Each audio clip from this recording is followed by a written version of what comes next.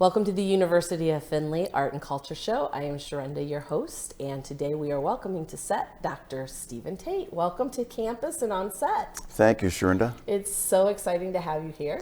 Well, I'm excited to be here. Good. Yeah, I see the enthusiasm with that. Dr. Tate is originally from the city of Findlay. He grew up here as a little boy, and you were an All-American athlete star for the Findlay High School in track and football, correct? Yeah, well, I don't know if I'd call it All-American, but I was in track quite a bit. We would. Findlay would. You did very well. You're being very humble. And that took you on to your college career, correct? You picked up some scholarships and people were watching you real closely. Well, I did get a scholarship actually at Oberlin College, and that was exciting to see that. It kind of surprised me. But God was kind of taking me in a different direction to go into ministry. Okay. And as you know, I got an injury my first year playing against Cleveland Adams, I think, something like that, John Adams School. And I thought that it's not worth, destroy my body over something like this, and went a different direction, and that was okay. It was, but it was a difficult decision at the time to be making and process. Yeah, it was difficult because I really enjoyed track. I was hoping the school I went to was Evangel College, which is now called Evangel University. I was hoping they'd have a track scholarship there, but they didn't. So that was disappointing. I was kind of looking forward to the possibilities I might have in football. But that was okay. I had to rethink, where I was going and what was most important. And a lot of times when we think we're on a course and then the course changes and it's not necessarily our first decision, right, and we have a vision of where we're headed, that can be devastating, but you have the gift of time on your side. And now looking back, it's easy to say it's okay, because you went on to get your doctorates, and your doctorate is in what? My doctorate's in clinical psychology. I have a doctorate degree in it's a PsyD, and it was from Wheaton College Graduate School. So that was a 5-year program. And then you went on to continue your education after that as doors opened for employment, correct? Because you've received and earned some specialty degrees tied into psychology in your counseling field, correct? Yeah, that's right. I went to Adler School of Professional Psychology, get a specialization in cognitive behavioral therapy, and also went to Grant Hospital, which is in Chicago, to get a specialization in drug and alcohol abuse counseling. So that was a couple of the specialties that I got involved with as well. And through your journey, you have ended up in Houston. That's right. And you are working for the Houston Police Department. I am. And Steve and I have been friends for many years, and I've had the honor to visit you and your family in Houston, and you have given me a tour. Oh my gosh, what an incredible force. And the areas that they have for their officers to continue their practice and their training and readiness, and even the school that they go through before they become official police officers there is just amazing. Well, and that's another change of direction. I wasn't expecting to even go into police work. Wasn't sure where God was leading me. In fact, I was planning on being a pastor of a church, and was looking forward to that. But when I got to seminary, I felt God speaking to me to go into the field of psychology in a strong way, and that's what kind of led me in this path. But once I became involved with the police department, it became a truly phenomenal experience, because I started being exposed to trauma in a different way. I've seen trauma with different families, but trauma in first responder work with paramedics, with police and firefighters, is a whole different world. That is pretty incredible. And so your field took you to the psychology department of the police department, is that? Yeah, so you're hired on as a staff psychologist. You have to have a doctorate degree, and we like to get folks that have at least 5 years of experience in the field, and I had plenty of experience before coming to HPD. And it was tied to the other side of the street with families in the drug and the alcohol and the counseling and that kind of thing? So before coming to HPD, I've been involved with a private practice, and I'm still involved with that practice actually, working with the general population of civilians. But what's unique about this police department and the psychologists that work there, we have 8 full-time psychologists, including myself. We only work with the officers and their families and the civilians that work for HPD as employees, which is pretty cool, pretty unique. So it's like a private practice within the department. And I found out later that it's rare to have a psychologist that's there full-time working for a police department. And we have 8 of them. And it's needed.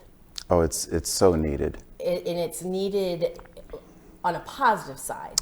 Yeah. Many people think, and unfortunately Hollywood has portrayed it this way, the only time a psychologist comes in is when an officer is misbehaving or having anger management or something like that. And that's not the case. Right. The HPD really focuses on proaction instead of reaction. Now, obviously, when an officer is called to a scene and there's trauma, there's reaction from everyone, but it's because of the proactivity that takes place prior that sets people up for success. Yeah, so in 1979, the chief at that time, Chief Caldwell, saw the need for officers to get mental health services because there was a high rate of suicide. And there wasn't as good a community relations at the time, so that kind of fit the stereotype. But as time went on, that police department and others around the country started realizing slowly, I would say, very slowly, that there's a need for just general wellness for officers because they're faced with things that other professions aren't faced with. Sure. And so we don't just focus in on times when officers get in trouble. We're there, like you said, proactively. We do go to scenes, which is unique to our division, when there's a critical incident, but we're there to follow up with them just for issues that might be going on with their family. Maybe they themselves are doing well, mentally and emotionally, but their children might have conditions like ADHD, or their wives might be struggling with something. So we're there to help them in that. So if their family's doing well, they're going to do well. To be able to work. That's right. They're not distracted as Exactly. much. Yeah. So what is the population in the city of Houston currently? So I'm not exactly sure the exact number, but I think it's about 6 million. I'm not sure. Yeah. And how large is the police force? The police force, and the civilians that work with them directly? Yeah, exactly. We have about 5,200 officers that are classified, of course, and about 800 to 1,000 civilians that work there. So about 6,300 employees. And you have 8 psychologists. And we have 8 psychologists, and one of them doesn't do as much work, directly with the officers in therapy, and that would be myself, because now I'm the police administrator over the doctors. So there's 7 that are trying to help out about 6,000 people. So, and you say that you're not doing as much directly, but you still keep your feet in that water. Oh, exactly. I have a client load. Yes, and I know that you also share the responsibilities. This is something that I think is also very special for the HPD. Your psychologists are on call. So, and that's, when they're on call, it's for the 24-hour period. So That's right. If anything happens in the field, if you have that pager or that special phone, if the bat phone rings, that psychologist gets up and goes, or stops what they're doing and goes. Yeah, that's right. And you also share in that responsibility. Yeah, as a matter of fact, just to come here to Findlay, I had to delegate that responsibility to the set of psychologists that are on call 24/7. And I'm on call 24/7 too, unless I go out of state. And so I'll get the call from the command center and then decide what is needed, and then deploy a psychologist to that scene or the situation. Matter of fact, I forgot to turn my cell phone off because I might get a call. I'm so used to it, yeah. So yeah, it's 24/7, 365, and we take that seriously. And that was just implemented about 5 to 6 years ago. We never had it like that before. And I got to admit that some of my doctors may not have been happy about changing that kind of routine, but they have done very well. They're an excellent group of people, They see anywhere from 350 to about 550 people per month. Wow. Which is pretty astounding. That's a heavy load. It's a heavy load, and that's on top of the recruits that we interview, which is really our bread and butter. We're there as a stopgap for the mental health and emotional health of cadets before they're hired to become actual officers, and we do teaching at the academy. And there's a couple other things we do as well at HPD. Now, for viewers, we just had an election up in Minnesota where they were looking to vote to do away with police departments as we traditionally know them and Right. go to a community safety council type thing. Right. That unanimously got voted down. But George, the gentleman that George died Floyd. up there, his home was down in Texas. That's right. And was it the Houston area? It's he was actually from? Houston, Texas. Yeah. And so I'm getting goosebumps because I remember it like it was yesterday. Oh, yeah. And I know you do too. But here's a gentleman who impacted a country, but also impacted two big cities, Right. being Minneapolis and Houston. And what has that done for the community of Houston? How did that impact at the time? And has there been discussion or challenges that the department has faced with the conversations that came out of that sad Right. incident? Right, yeah, that's a huge question and a lot of different channels with that whole situation. I know for sure that the people of Houston, the Houston Police Department, myself personally, were enraged when we saw what happened to George Floyd. Very proud of what he contributed to the city of Houston. And, I didn't know him at the time, but after this event, I got to know a lot more about him and how much he was greatly loved. And there's definitely been discussion about it. Initially we were concerned about safety. We knew that, I can't remember if it was the actual burial took place in Houston or not, but I know there was a major service, and Mayor Turner, great man, Chief, I think Acevedo was the chief at the time. They really did a great job in providing safety for the citizens and for the family of George Floyd at that time. But we're concerned about riots, and there were some significant protests, some of which were from people that didn't have good motives. They weren't there to provide justice in the way that we thought should be done. But thankfully, there was no loss of life. There were some officers that were harmed. But I can tell you from a personal perspective as well, officers that I've spoken with and we have taught, very upset about what happened. And I'm thankful to say that I have not sensed that kind of attitude of that would cause people to want to defund the police in Houston. And in fact, from what I can tell, Mayor Turner has done just the opposite. He's actually increased the opportunity for cadets to be trained at Houston, and we were able to get one or two more cadet classes added to this year's role. Wonderful. To help them out. So that was really good. But that's a very touchy subject, very important one. But we can get into it. But one thing, if you do not have law and order in a society, in my opinion, it could eventually lead to anarchy. And unfortunately, there are some situations that happen in Minnesota where, for example, a police station was burned down and as a result of this whole situation, and that I believe got out of hand. Yeah, it's very sad. Yeah, it's very sad.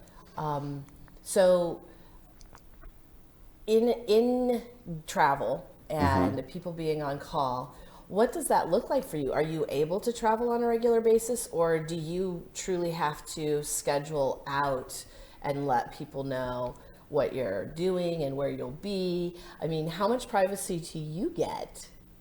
And in what capacity are you within your work and within, because being head of such an important department, and you had made the comment, because it's part of who I am, my phone's not off right now. So when the invitation was extended to you by our Criminal Justice and Forensic Science Club on campus to host you for the day, speak in classes, and then do a community presentation this evening, are you able to just say, yeah, I'll do that? Or do you have to coordinate and check and do things that someone that answers to a department head would maybe not necessarily have to do as much of? Yeah, I think, it makes sense that, as a department grows, then the leader of that department has more flexibility, to do more things. But when we were smaller, like if we just had one or two psychologists, which is something similar to like Dallas. Dallas, I think, has 3 psychologists. Austin, I think they have 1. And then there's San Antonio, I think they have 1. I'm not sure. But when you're dealing with smaller numbers of psychologists for a larger police department, your flexibility is limited. But I have a great group of psychologists. We're really tight. We know each other quite well. So I have some flexibility, but I have to be sensitive to what's going on in the department at the time. But being able to come here, I was able to take vacation time to do that. Not taking care of myself as I should probably, and I have a ton of vacation time, so I was able to do that. But there is some coordination that takes place with being able to leave and make sure everything's going well. And the good news is that I have full confidence in my doctors. They know what to do. They know how to handle crises, and I'm not worried about that. And if something came up, they would call me. But they understand that I'm, go on at different times, and they respect that. Wonderful. Which is good. I just have one more question. Sure. Tied to the department. Okay. And then we'll be wrapping it up. All right. So we've talked about the mental health of the department and how your doctors serve the HPD and their families.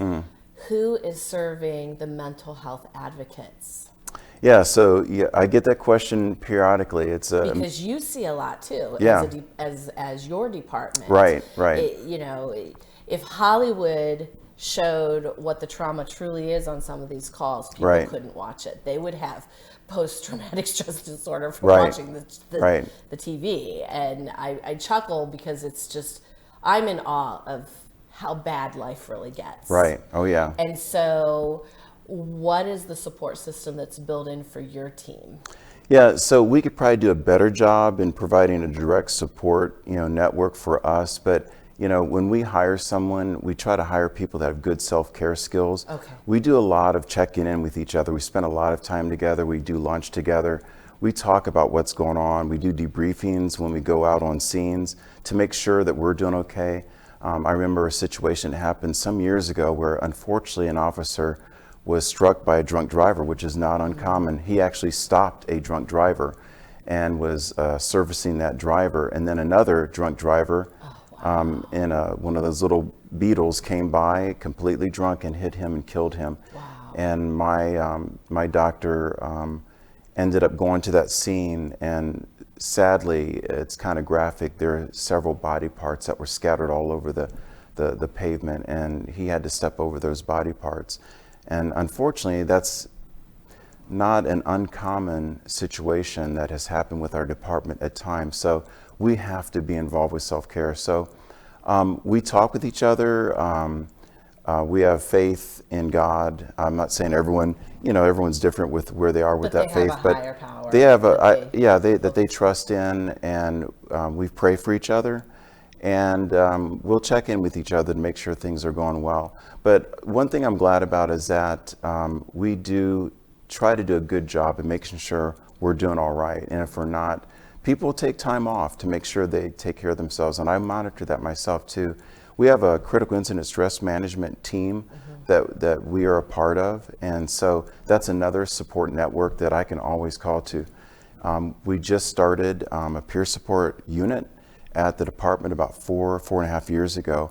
That's another support unit. We support each other through things like this and talk with each other. So it's not the kind of care like you would think where you're going into a session with someone, but that little touch, that little talk about what happened, you doing okay, lets that individual know, hey, you can breathe, don't bear it all on your own. Which, like I said, I do a lot of talking with my doctors. I'll go to their office, hey, everything okay?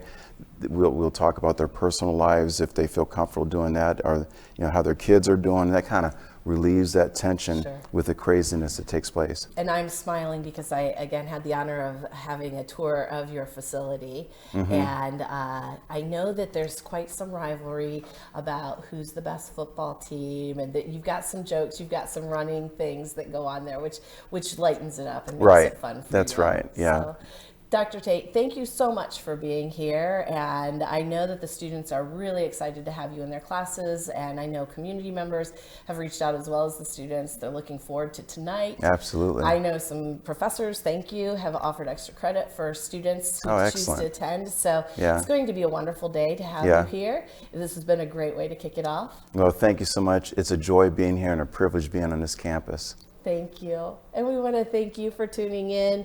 We hope that your day is just as amazing as ours will be. Until next time, be well.